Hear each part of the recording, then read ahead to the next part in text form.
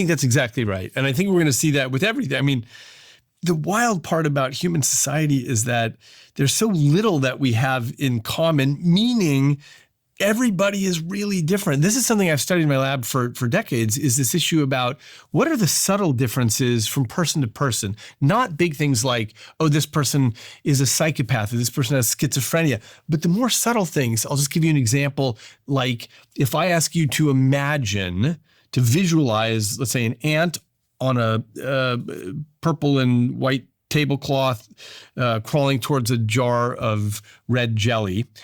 Do you see that in your head like a movie, or do you have like no particular picture at all, or somewhere in between? What do you experience? An ant crawling towards a jar of jelly. Yes.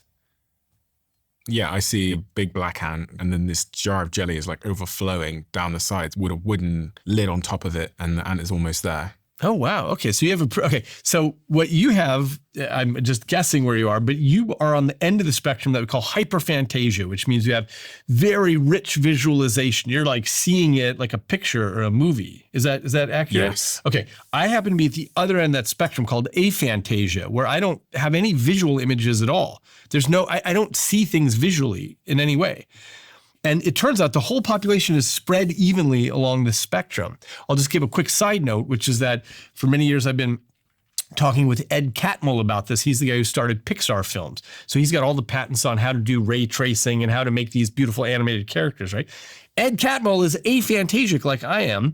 And when he learned about this, he got really interested and he gave the questionnaire to everybody at Pixar. And it turns out many of his best animators and directors are aphantasic. They don't picture anything inside their heads.